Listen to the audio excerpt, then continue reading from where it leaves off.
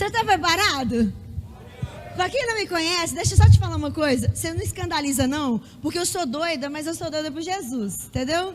Então eu sou só um pouquinho empolgada, entendeu? Ainda mais hoje que eu estou de sapato baixo, então eu posso dar meus chutes à vontade, né, Ed? Agora ele já sabe, né? Convivência te faz semelhante, né? Então, gente, eu sou professora, então hoje é uma pregação, eu sei. Mas o Senhor me deu um estudo profundo sobre a luz. Então eu quero que você, se você puder, anote vários versículos que alguns eu vou abrir com você, outros eu vou apenas citar, mas você vai entender profundamente aqui o que é ser luz. Eu sei que todos os dias aqui nessa conferência você está ouvindo sobre isso, mas hoje nós vamos continuar ouvindo sobre isso, e eu quero que você anote no seu caderno aí, ou no seu celular, porque eu tenho certeza que isso vai impactar a sua vida, amém?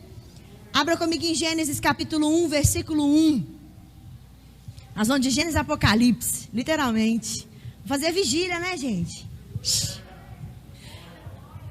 Aleluia, aí, ó, tem gente que já pegou. Tô falando? Gênesis capítulo 1, versículo 1. Enquanto você abre aí, vamos orar. Pai, obrigada pelo privilégio de estarmos aqui nessa noite para receber uma porção nova da Tua palavra. Espírito Santo, nós te pedimos, continue fluindo, continue fazendo, continue falando. Que eu saia de cena para que o Senhor entre, a sua glória inunde neste lugar, transborde sobre as nossas vidas, porque nós queremos ser impactados por aquilo que o Senhor fez, por aquilo que o Senhor faz e por aquilo que o Senhor fará. Nós dizemos, eis-nos aqui, Pai, nós queremos ser luz. Nos faça entender ainda mais o que é isso na profundidade da Tua palavra.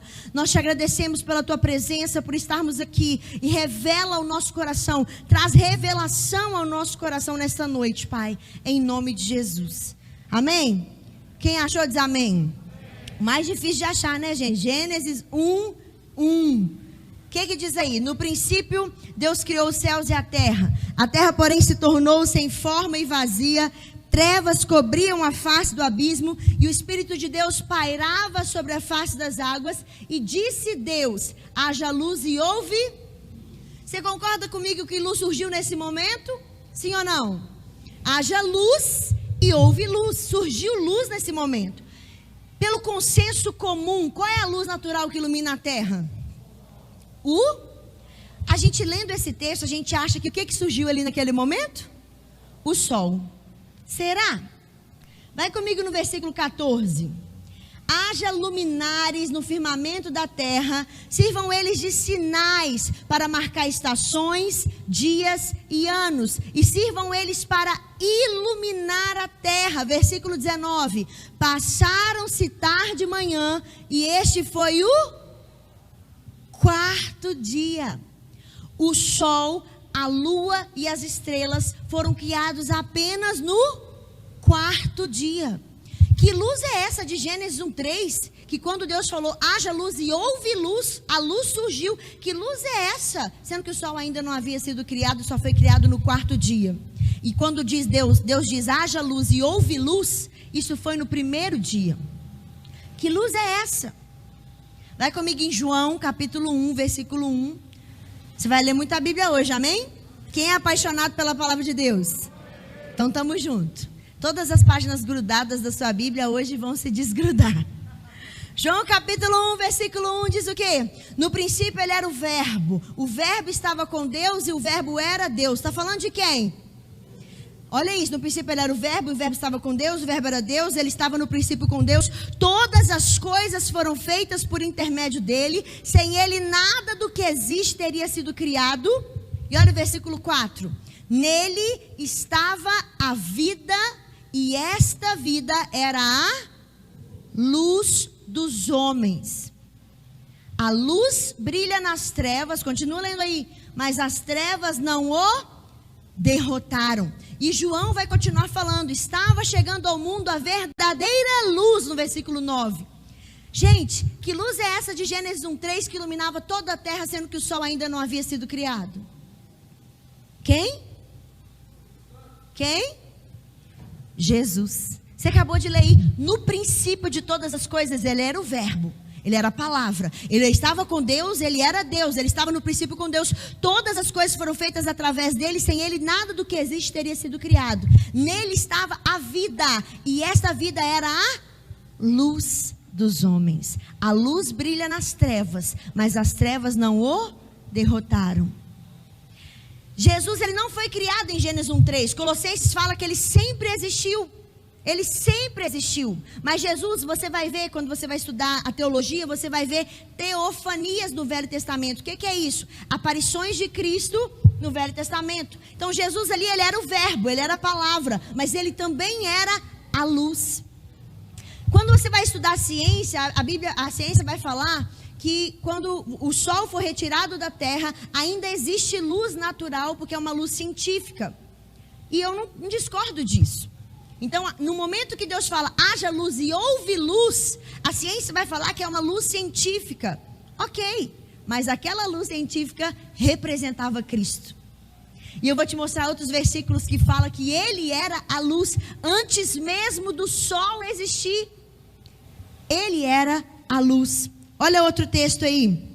João 3, esse eu só vou ler para vocês, e vocês, se estiverem anotando, anota. João 3,19 diz assim: este é o julgamento. A luz veio ao mundo, mas os homens amaram as trevas e não a luz, porque as suas obras eram más. Outro texto, Tiago 1,17. Toda boa dádiva, todo dom perfeito vem do alto, do Pai das luzes, que não muda como sombras inconstantes. Por sua decisão ele nos gerou pela palavra da verdade. Ó, o povo ali está esperto. Mas já está em Tiago, né? Agora João 8,12. João capítulo 8, versículo 12. Falando novamente ao povo, Jesus disse: eu sou a luz do mundo. Quem me segue nunca andará em trevas, mas terá a luz da vida. Se você virar mais uma página da sua Bíblia, João 9, versículo 4 e 5, Jesus falando. Jesus, novamente, ele diz, João 9, versículo 4 e 5. Enquanto é dia, precisamos realizar a obra daquele que me enviou. A noite se aproxima quando ninguém pode trabalhar. E o versículo 5, ele fala assim: enquanto estou no mundo, eu sou a luz do mundo. Jesus sempre foi a luz que iluminou essa terra. Ele era o verbo, ele era a luz. Só que o verbo se fez carne e habitou entre nós. Agora ele não era só o verbo, ele não era só a luz, ele não era só a vida. Aquilo tudo que figurava Cristo tornou carne, homem. E Jesus continuou sendo a luz. Mas esse texto ele fala: enquanto estou no mundo, eu sou a luz do mundo. Outro texto, João 12, 46. Eu vim ao mundo como luz, para que todo aquele que crê em mim não permaneça nas trevas. Jesus era a verdadeira luz que iluminava todo mundo, mesmo antes do sol existir. Só que algo aconteceu que iria mudar essa realidade. Abra comigo, esse eu quero que você abra. Lucas 23, 44. Lucas capítulo 23, versículo 44.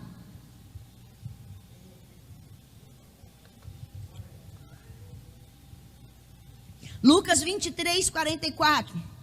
Qual que é o ápice do sol? Qual que é? Qual é o horário que é o ápice do sol? Meio-dia, sim ou não? É o horário que o sol está em cima e é o ápice do sol. Sim ou não? Olha que interessante. Lucas 23, 44 diz assim: já era quase meio-dia, o ápice do sol. Já era quase meio-dia e trevas cobriram toda a terra até as 3 horas da tarde, e o sol deixou de brilhar, e o véu do santuário rasgou-se ao meio, e Jesus bradou em alta voz: Pai, nas tuas mãos eu entrego o meu espírito. Tendo dito isso, ele expirou, ele morreu. Peraí, mais uma prova que não era o sol que iluminava a terra, porque no ápice do sol, a verdadeira luz estava sendo retirada da terra. Se a verdadeira luz, que é Cristo, está sendo retirada da terra, o que aconteceu com a terra? Trevas tomaram toda a terra. No ápice do sol, tudo ficou em trevas, até as 3 horas da tarde. E agora, quem poderá nos defender? Nem o Chapolin Colorado mais, que já morreu, né? Quem vai ser luz? Quem que vai iluminar essa terra agora? Quem que vai? Como já foi dito aqui no TED Talk, achei que ali ia dar um spoiler da minha pregação e deu. que ela falou todos os versículos que eu vou falar. É o mesmo Espírito, cadê ela? Por isso que Deus mudou, tá vendo? É o mesmo Espírito. Quem poderia ser a pessoa que iria iluminar essa terra? Eu imagino, gente, a alegria que Satanás sentiu, se é que ele sente alegria. Eu imagino a alegria que ele sentiu em ver que Jesus, o Salvador, estava morrendo. Porque na cabeça dele, acabou. Não tem mais jeito. Eu venci. 2 Coríntios 4:4, como ela leu aqui, o que o texto fala? Nos quais o Deus deste século cegou o entendimento dos incrédulos, para que a verdadeira luz do Evangelho de Cristo não iluminasse. O Satanás, ele cegou o entendimento de quem não tem Cristo, para que a verdadeira luz que é Cristo não fosse vista, não fosse iluminada, não fosse entendida pelas pessoas. Se você continuar lendo, 2 Coríntios 11:14 fala: isto não é de se admirar, porque o próprio Satanás se disfarça de anjo de luz. Então Satanás poderia ter pensado assim: agora sou eu que vou iluminar essa terra, porque eu me disfarço de anjo de luz, eu ceguei o entendimento dos incrédulos para que eles não conheçam a luz, então eu que vou iluminar essa terra. 1 Pedro 5:8 diz: sejam sóbrios e vigiem, porque Satanás, ele anda ao derredor, rugindo como aquele que ruge como um leão, ele é o leão? Não. Então Satanás podia até achar que ele iria iluminar este mundo, mas ele não iria. Ele não iria iluminar este mundo. Aí poderia, sabe o que poderia achar? Vai lá comigo em Lucas 24, versículo 1. Lucas 24, versículo 1. Jesus ressuscita no terceiro dia.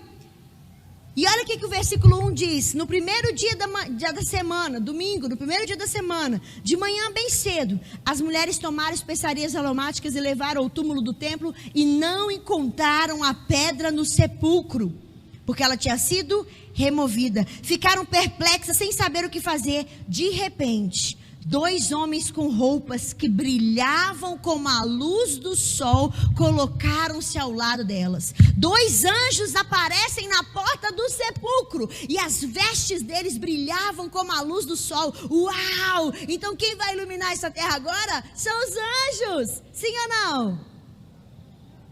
Não.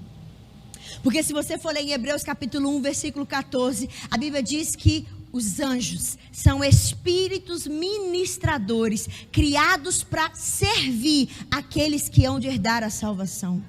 Os anjos são espíritos criados para servir a mim e a sua vida. São espíritos ministradores. Hebreus 1:14, pode anotar se você está anotando, para você conferir depois.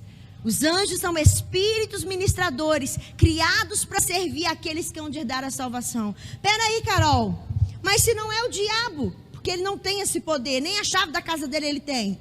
Quanto mais ser a luz do mundo. Se não é Jesus, porque ele tinha sido retirado da terra e tudo ficou em trevas. Se não são os anjos, quem vai iluminar essa terra agora? Vai lá comigo. Em Salmos capítulo 8, versículo 3. O rei Davi recebeu essa revelação muito antes dela acontecer. Salmos 8, 3. Estou fazendo uma construção aqui com vocês, vocês vão entender onde eu quero chegar. Mas nós vamos ler muita Bíblia hoje, já avisei no início.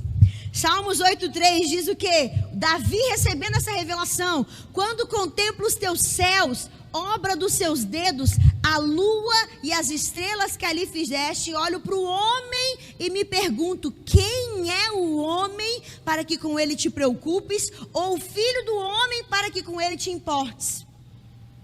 Versículo 5. Olha isso. Tu fizeste um pouco menor do que Deus. Eu não sei se a sua versão está escrito anjos ou seres celestiais, mas no original essa palavra aí é Elohim, que significa Deus. Então o que Deus está falando aí? Os anjos, olha o que Davi está recebendo a revelação. Quando contemplo os teus céus, obra dos seus dedos, a lua e as estrelas que ali firmaste, olho para o homem e me pergunto: quem é o homem para que com ele te preocupes? Ou o filho do homem para que com ele te importes?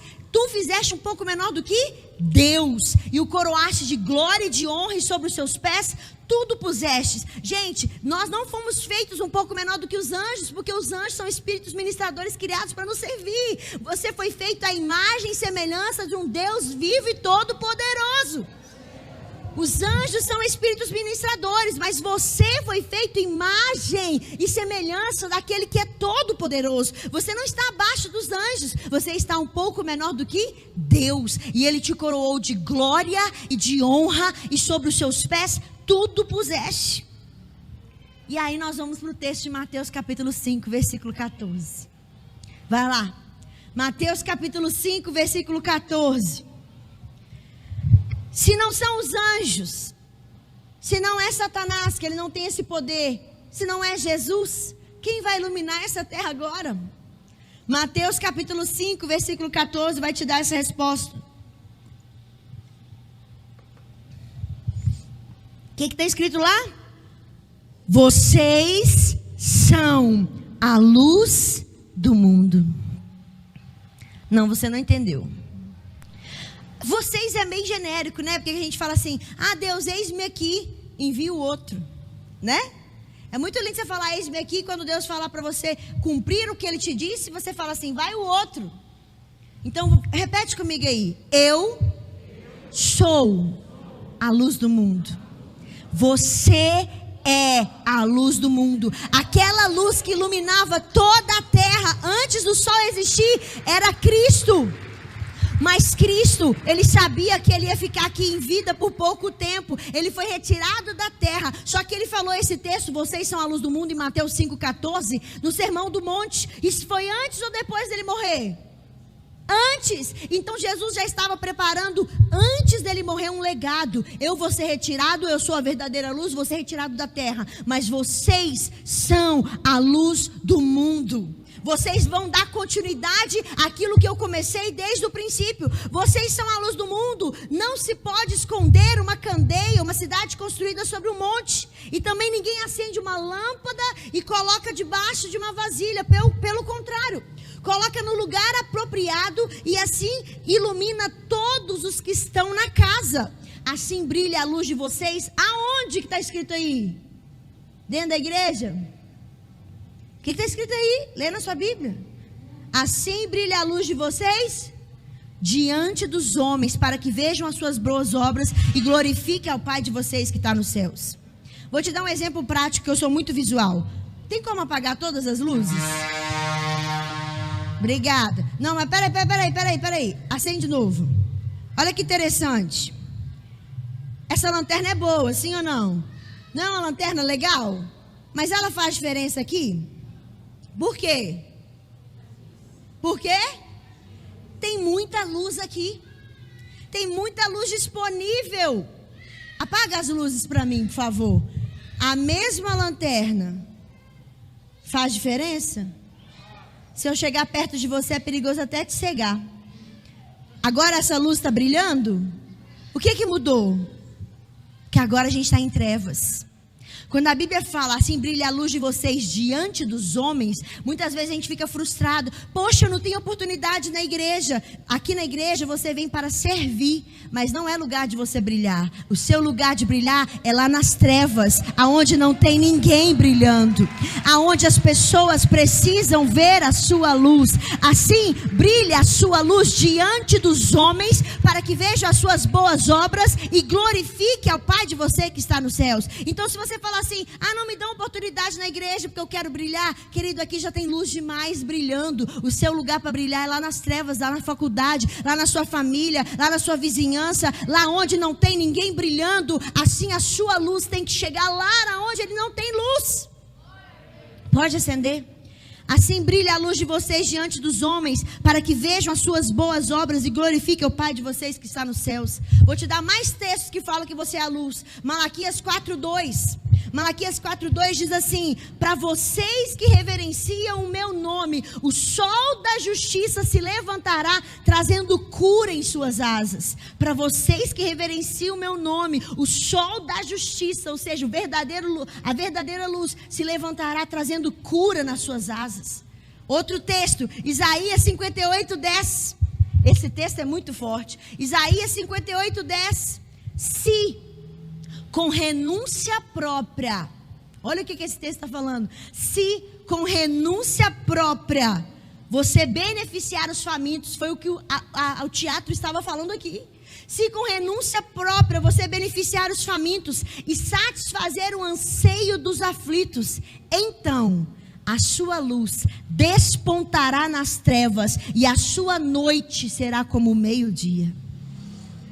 Se você entender o seu propósito de ser luz e você cumprir esse ID, como foi encenado aqui no teatro, cuidar das viúvas, cuidar dos órfãos, cuidar dos necessitados, ajudar aquele que está caído, ajudar. Se você com renúncia própria, porque para você entender o seu chamado, você vai ter que entender renúncia. Se com renúncia própria você beneficiar os famintos e satisfazer o anseio dos aflitos, só então a sua luz vai despontar nas trevas e a sua noite vai ser como o ápice do sol, o meio-dia.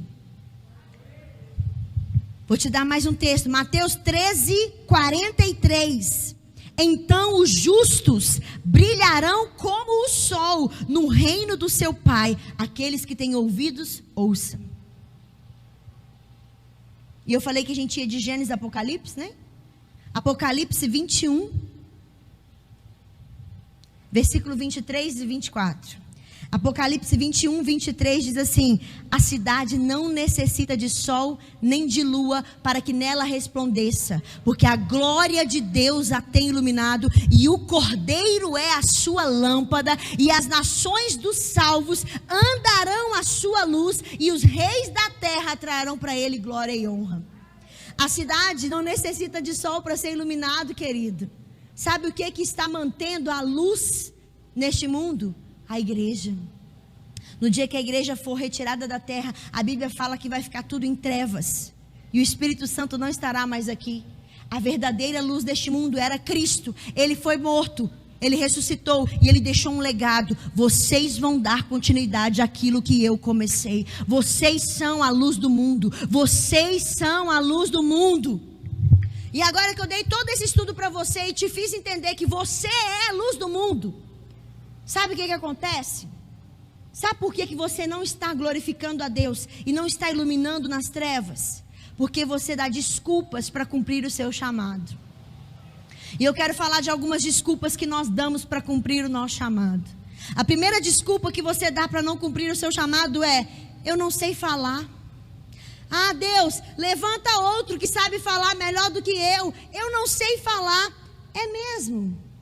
Jeremias também deu essa desculpa. E sabe o que Deus falou para ele? Jeremias 1:7. A todos a quem eu te enviar irás, e dirá tudo o que eu lhe ordenar. Não tenha medo diante dele, diz o Senhor, porque eu serei contigo.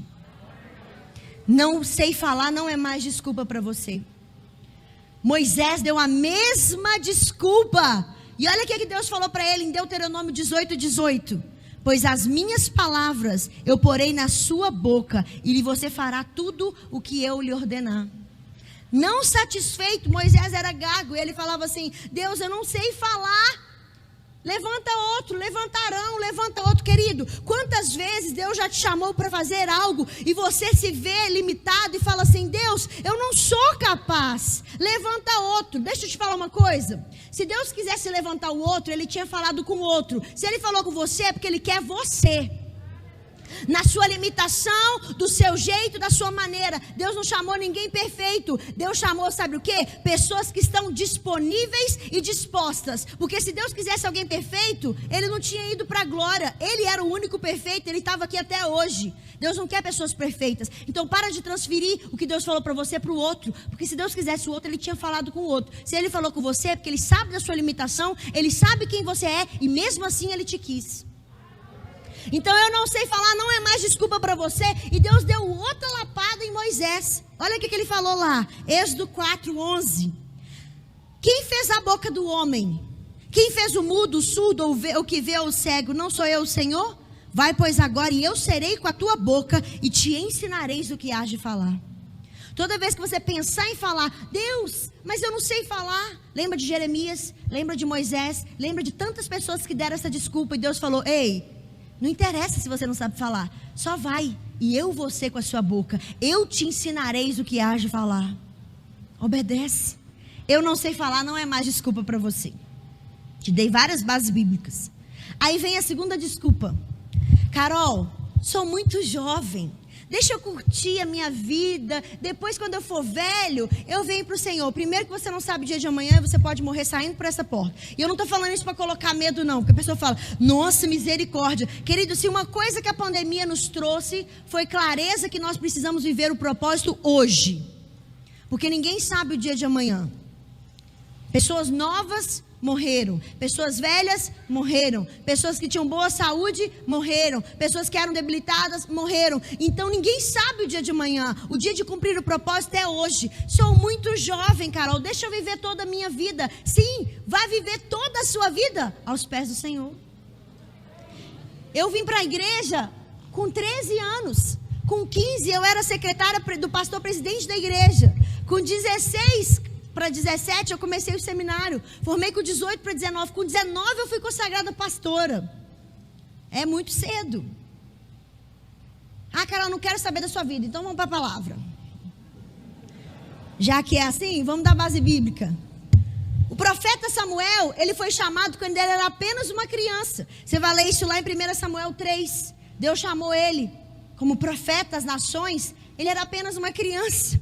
A menina israelita, gente, sabe aquela história linda que nós ouvimos pregadores pregarem? Olha que benção. Revelação revelada, hein? Do profeta Natan não, né? Já confundei. General Naamã, já misturei tudo. Sabe aquela história do general Naamã que a gente ouve muito? General Naamã, ele foi salvo, sabe por quê? Por causa de uma menina israelita que tinha dentro da casa dele, que falou assim, ei, vai lá, conversa com o profeta, instigou ele aí. Uma menina levou a salvação na casa do general Naamã. Uma improvável, uma escrava, uma serva. Ela era uma criança, mas ela estava cumprindo o chamado dela onde Deus tinha colocado ela, mesmo na posição de escrava. Outro exemplo, o rei Joás. O rei Joás, ele era uma criança quando começou a reinar. 2 Crônicas 24:1, você vai ver isso. Ele tinha 7 anos. 7 anos. Quantos anos você tem? Cri. O rei Josias, ele começou a reinar com 8 anos de idade. 2 Reis 22:1, você vai ver isso. Jeremias deu a mesma desculpa. Sou muito jovem. E aí Deus falou com ele, Jeremias 1:7. Não digas que é muito jovem, porque a todos a quem eu te enviar irás. 1 Timóteo 4:12 diz assim, jovem, não despreze a sua mocidade. Se você é jovem, é aí que você tem que vir para Jesus mesmo, para dar toda a sua intensidade, todo o seu vigor, tudo que você tem de melhor para Ele. 1 João 2,14, jovens, eu vos escolhi porque sois fortes, a palavra de Deus está em vocês, e por isso vocês já venceram o maligno. Sou muito jovem, não é mais desculpa para você. Até quando você vai ficar dando essa desculpa? Aí vem a terceira desculpa. Sou muito velho. Ah, Carol, já vivi demais. Deixa essa geração nova se levantar. Já vivi muito. Já estou muito aqui. Eu quero vir só para o culto, para sentar e ouvir a palavra. Não quero ter trabalho, não. Eu já trabalhei tanto. Para quem? Para você, para o mundo, para o seu emprego, para o seu patrão e para Jesus. Vou te dar uns versículos bíblicos. Olha o versículo, Josué capítulo 13, versículo 1. Josué já era velho e de idade bastante avançada. E o Senhor lhe disse, você já está velho, de idade bastante avançada, mas ainda há muita terra para ser conquistada. Josué era bem mais velho que qualquer um aqui, tenho certeza. E Deus falou com ele, eu sei que você já está velho, mas tem muita coisa para você fazer ainda. Zacarias, quando recebe a promessa que teria um filho, Lucas 1:18. Como terei certeza disso? Eu sou velho, a minha mulher também está avançada em idade. E João Batista nasceu, e ele veio preparar o caminho do Senhor. Sou muito velho, não é desculpa para você. Moisés foi chamado com 80 anos de idade. Arão foi chamado com 83 anos de idade. Qual é a sua desculpa? Eu tenho 90, Carol. Não importa. Ainda dá tempo de você fazer muita coisa para o Senhor. Eu tenho 100. Se o Senhor ainda não te levou, é porque você ainda tem propósito nessa terra. Sou muito velho, não é mais desculpa para você. Aí vem a quarta desculpa. Carol, Deus não pode me usar, sabe por quê? Eu não tenho dinheiro. Não vou nem perguntar quem já deu essa desculpa. Eu não tenho dinheiro para fazer a obra. É mesmo. Olha o que a Bíblia diz em 2 Coríntios 9:11. E não é hora do dízimo mais. Vocês serão enriquecidos de todas as formas, para que possam ser generosos em qualquer ocasião, e por intermédio de vocês, a sua generosidade resulte em ações de graça. Outro texto, 2 Coríntios 8:9, porque vocês conhecem a graça do nosso Senhor Jesus Cristo, que sendo rico, se fez pobre por amor a vocês, para que por meio da sua pobreza, vocês se tornassem enriquecidos. Outro texto, Isaías 1:19, se quiserdes e me ouvirdes e obedecerdes, comereis o melhor desta terra. Isaías 1:19, eu falei rápido, pode anotar. Eu vi que você está anotando. Filipenses 4:19, eu amo esse texto. O meu Deus, segundo a sua riqueza. Gente, qual que é a riqueza de Deus? Qual que é? Vocês estão aqui comigo, gente? Achei que vocês tinham ido embora. Qual que é a riqueza de Deus? Toda. Gente, olha o que esse versículo está falando, Filipenses 4:19. O meu Deus, segundo a sua riqueza, não é segundo a crise do mundo, não é segundo a pandemia, não é segundo a sua necessidade, não é segundo a sua limitação. O meu Deus, segundo a sua riqueza, há de suprir em Cristo Jesus cada uma das minhas necessidades. Não tenho dinheiro, não é mais desculpa para você. Primeiro porque a obra é dele e quem faz é ele. A gente tinha vigílias lá na sede, e as vigílias mais profundas, algumas pessoas que estão aqui já até foram nessas vigílias, e davam 1.500 pessoas na vigília lá no tabernáculo. E uma dessas vigílias, eu gostava de fazer as vigílias bem criativas, porque vigília é um negócio que dá sono, né, gente? Não vamos mentir aqui não, vamos ser fingido não. Não dá sono? Dá sono. Então eu gostava de fazer um negócio bem diferente. Então cada vigília que eu fazia tinha um tema. E uma delas, uma das que mais me marcaram, eu fiz no feriado de 7 de setembro. Feriado de 7 de setembro é o que, gente? O que é? Independência do Brasil. Então qual que era o tema? Dependência, não é independência não. Dependência ou morte. Ou você depende de Jesus ou você morre. E uma das que eu fiz nesse tempo foi uma nova noiva. E eu queria decorar a igreja inteira de casamento. Eu queria colocar Você estava nessa vigília? Tá? Eu queria colocar um tapete enorme no tabernáculo. Eu queria decorar a igreja como se fosse um casamento mesmo. Eu queria ter uma menina vestida de noiva para falar o processo da noiva e tal. Então eu queria fazer um casamento lá. Só que eu não tinha nenhum centavo. E aí eu comecei a orar, falando: Deus, eu sei que eu sou doida, mas o Senhor coloca essas doideiras em mim. Então, se é o Senhor que está querendo, levanta os recursos, porque a gente dá a desculpa que não tem dinheiro. E um dia eu conversei com uma menina, eu falei assim: não, porque eu queria fazer isso e tal, nananã. E ela falou assim: eu tenho um tapete vermelho de 25 metros de casamento. Eu falei: você trabalha com isso? Ela: não. Eu falei: por que você tem um tapete de casamento de 25 metros? Ela falou: eu vou emprestar para fazer a vigília. E aí outra pessoa emprestou o vestido, a outra pessoa deu a maquiagem, a outra pessoa emprestou o terno, o cara veio tocar chofar. Gente, foi tão forte, porque nós fizemos o processo da noiva, até a noiva estava destruída, a gente pregou sobre o restaurar da noiva. A segunda pregação foi a transformação da noiva, a noiva foi tirando e tal, a noiva que intercede, porque foi baseado na história de Esther. A Esther se levantou como noiva para interceder pela nação. E aí aconteceu o quê? Ela tira tudo aquilo. E no final da madrugada, lá para as 4, 5 horas da manhã, teve um intervalo. E sabe como é que a gente voltou da vigília? A gente voltou com a marcha nupcial. E a mesma menina que estava vestida de noiva, toda destruída, voltou toda bonita, entrou na igreja, que lá é enorme. E um menino que estava cantando: vem minha noiva, ele foi e encontrou com ela no meio do culto, simbolizando a volta de Jesus, a noiva encontrando com o noivo nos ares. Gente, foi um mistério naquele dia. E o cara tocando chofar, da mesma forma que Jesus. Foi tão forte, tão forte.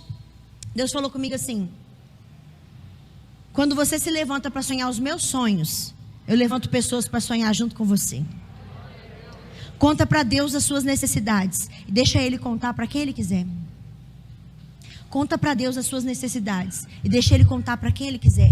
Não tem dinheiro, não é mais desculpa para você. A quinta desculpa, clássica, não tenho tempo. Querido, eu tenho 24 horas no meu dia. Quantas horas você tem? Quantas? Olha que interessante. É a mesma coisa para todo mundo. Então por que uns conseguem orar, outros não? Não é porque você não tem tempo, é porque você não tem prioridade. Porque a mesma quantidade de horas todos têm. Só que aquilo não é prioridade para você. Eclesiastes capítulo 3 fala que há tempo para todas as coisas nos céus, na terra. Não tem o tempo. Não é desculpa para você. Porque você tem tempo para ver Netflix. Você tem tempo para ver série. Você tem tempo para ficar horas no Instagram, no WhatsApp, no Facebook. Você tem tempo para dormir. Você tem tempo para tudo, menos para Deus. Então não é que você não tem tempo. Você não tem prioridade. Aí vem a sexta desculpa. Para a gente encerrar. Que se você não deu nenhuma dessas desculpas, com certeza essa você deu. Sabe qual é? A sexta e última desculpa que você dá para não cumprir o chamado de ser luz no mundo. Sou cheio de falhas e defeitos. Deus não pode me usar porque eu sou cheio de falhas e defeitos. É mesmo? Abraão, ele deu a desculpa que era velho demais. Isaac era sonhador demais. Jacó era trapaceiro. Moisés era gago. Gideão tinha medo. Sansão era mulherengo. Fala a Deus. Aqui não tem mulherengo. Amém. Obrigado. Raabe era prostituta. Jeremias era jovem demais. Davi foi adúltero e assassino. Isaías tinha lábios impuros e pregou nu. Jonas fugiu de Deus. Noemi era viúva e desamparada. Jó perdeu tudo que tinha. João Batista era esquisito. Até para você tem jeito. Pedro negou a Cristo. Os discípulos duvidaram da ressurreição. Marta se preocupava demais. Maria Madalena tinha sido possuída por 7 demônios. A mulher samaritana tinha se divorciado muitas vezes. Zaqueu era pequeno. Timóteo era doente. Paulo já tinha matado muitos cristãos. E Lázaro já estava morto. Qual é a sua desculpa? Qual é a sua desculpa? A gente dá uma base bíblica para ela. Não tem desculpa para você não cumprir o chamado. Sou cheio de falhas e defeitos. Me fala um dessa Bíblia que você lê que não teve falhas e defeitos, com exceção de Jesus. Todos eles tinham falhas e defeitos, mas Deus não olha para a sua limitação. A sua vida não é um momento, como diz meu marido. Deus não olha para a sua limitação. Deus não olha para o momento. Deus olha para aquele que Ele te criou, para aquilo que Ele te criou. Deus olha para o seu potencial. Deus olha para aquilo que Ele é em você. Não interessa a sua limitação, não interessa o seu passado, não interessa os seus defeitos e as suas falhas. Deus pega tudo aquilo e transforma em bênção. Qual é a sua desculpa? Até Lázaro, que já estava morto, Deus falou para ele: o que você tem para cumprir nessa terra ainda não acabou. Lázaro, vem para fora, continua vivendo e glorificando o meu nome aqui na terra. Qual que é a sua desculpa, querido? Esse congresso foi colocado no coração da liderança. Somos luz. Peraí, realmente você está disposto a ser luz? Querido, luz ilumina onde está em trevas. É na sua faculdade, é no seu trabalho, é na sua família, é na sua vizinhança, é aqui na igreja, porque tem os atribulados que estão em trevas. Quem te acha na igreja está tudo perfeito. Não, a igreja é lugar dos não perfeitos, né? Jesus veio para os doentes. Qual que é a sua desculpa para você não ser luz neste mundo? Qual que é a sua desculpa para você não iluminar nas trevas? Não tem desculpa, querido. Não tem desculpa, não tem desculpa. Cristo em nós é a esperança da glória. Cristo em nós é a esperança da glória. Coloque-se de pé no seu lugar, que a plaquinha já levantou. Você diz para mim: Carol, é impossível. Eu digo para você, em Lucas 18, 27, tudo é possível àquele que crê. Você pode dizer para mim: Carol, mas eu estou sozinho. Hebreus 13, 5, a Bíblia diz: não te deixarei, nunca, jamais te abandonarei. 3 vezes Deus fala para mim, para você: não, nunca e jamais. Você pode dizer para mim: Carol, mas eu não mereço perdão. Romanos 8, 1 diz que já não há mais condenação para aqueles que estão em Cristo Jesus. Jesus está falando para você: ei, eu te perdoo.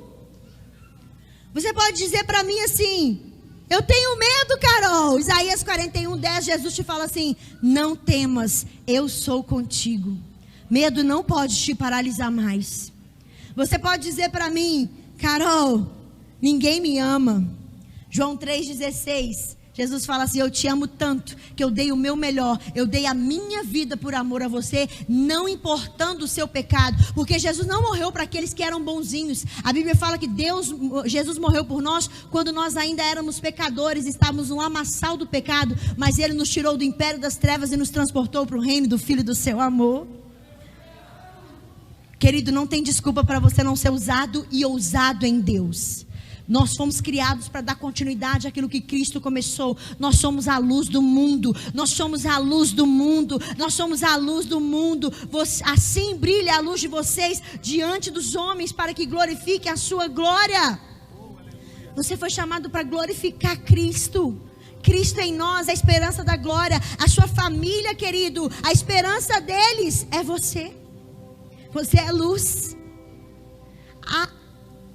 Seu trabalho, a sua faculdade, sabe quem vai levar Jesus? Deus, levanta alguém para falar de Jesus para minha família. Deus já levantou você. Não, Deus, mas eles sabem de onde eu vim. Eles sabem quem eu era. Mais um motivo deles testemunharem Cristo em você, porque eles vão testemunhar que Cristo transforma o pior no maior anunciador da mensagem de Cristo. Paulo era assassino, ele tinha prazer na morte dos cristãos, mas ele se transformou no maior anunciador da mensagem de Cristo. Porque Deus não está olhando o seu defeito não, querido. Deus colocou algo no meu coração. Eu tenho uma menina, Maria, que significa pureza, virtude, virtuosa. Deus colocou no meu coração, quem me acompanha nas redes sociais vê. Hoje eu até postei sobre isso. Todo mês, a gente faz um bolinho, faz o mêsversário. Todo mês eu ministro sobre a vida dela alguma característica de uma das mulheres da Bíblia. O primeiro mês eu ministrei sobre a mãe de Jesus. Eu ministrei sobre o equilíbrio de Maria.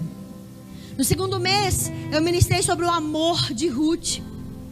E esse mês, ela fez 3 meses antes de ontem. E eu ministrei sobre a ousadia de Débora. E eu vou ministrar todos os meses sobre uma mulher da Bíblia. Por que Deus colocou isso no meu coração? Porque desde o ventre ela foi consagrada. Ela só veio ao mundo, querido. A Bíblia fala em Salmo 139, versículo 16, que todos os seus dias foram escritos e determinados por Deus, quando nenhum deles havia ainda. Você não foi o erro, não importa o que sua mãe fale, você não foi o erro. Deus só permitiu que você nascesse porque tem um propósito para você aqui. Então nós precisamos brilhar a nossa luz diante dos homens. Nós precisamos cumprir o nosso ID. Nós precisamos ser luz aonde o Senhor nos enviar, com as nossas limitações. Feche os olhos no seu lugar. Comece a falar com Deus. Não dê desculpa. Só fala assim: Pai, me perdoa por todas as desculpas que eu já dei até aqui. Só se lança nos braços dele. Erga suas mãos o mais alto que você puder e fala com ele: eis-me aqui. Eis-me aqui, Senhor.